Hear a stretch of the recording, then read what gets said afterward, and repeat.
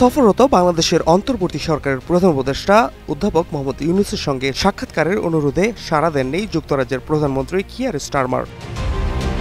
British সংবাদ মাধ্যম financial টাইমসে প্রকাশিত একটি প্রতিবেদনে বলা হয়, কিয়ার স্টারমারের পক্ষে অধ্যাপক ইউনূসের সঙ্গে সাক্ষাতের কোনো পরিকল্পনা আপাতত নেই। এই বিষয়ে বিস্তারিত কোনো মন্তব্য করতেও আগ্রহ দেখাননি যুক্তরাজ্য সরকার।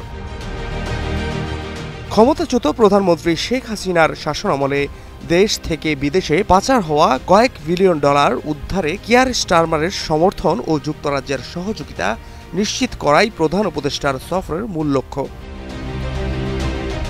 ফাইন্যান্সিয়াল টাইমসকে দেয়া এক সাক্ষাৎকারে ড. মোহাম্মদ ইউনূস বলেন, নৈতিক বোধ থেকে যুক্তরাজ্যের উচিত আওয়ামী লীগ সরকারের আমলে চুরি হওয়া অর্থ খুঁজে বের করতে তার সরকারকে সহায়তা করা।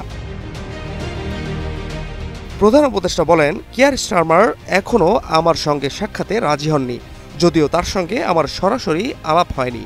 তবে কিয়ার স্টারমার বাংলাদেশের এই প্রচেষ্টাকে সমর্থন জানাবেন, এই বিষয়ে কোনো সন্দেহ নেই। দেশ থেকে পাচার হওয়া এগুলো সব চুরির টাকা। আমার সফরের উদ্দেশ্য যুক্তরাজ্য সরকারের কাছ থেকে আরও উদ্যমী সহায়তা আদায় করা। ড. ইউনূসের মতে, যুক্তরাজ্য ইতিমধ্যেই কিছু সহায়তা দিলেও আইনি ও নৈতিকভাবে আরও সক্রিয় হওয়া প্রয়োজন। এদিকে গত জানুয়ারিতে আওয়ামী লীগ সংশ্লিষ্ট ব্যক্তিদের সঙ্গে আর্থিক সম্পর্কের অভিযোগে পদত্যাগ করতে বাধ্য হন যুক্তরাজ্যের তৎকালীন সিটি মিনিস্টার ও সাবেক প্রধানমন্ত্রী শেখ হাসিনার ভাগ্নি টিউলিপ সিদ্দিক।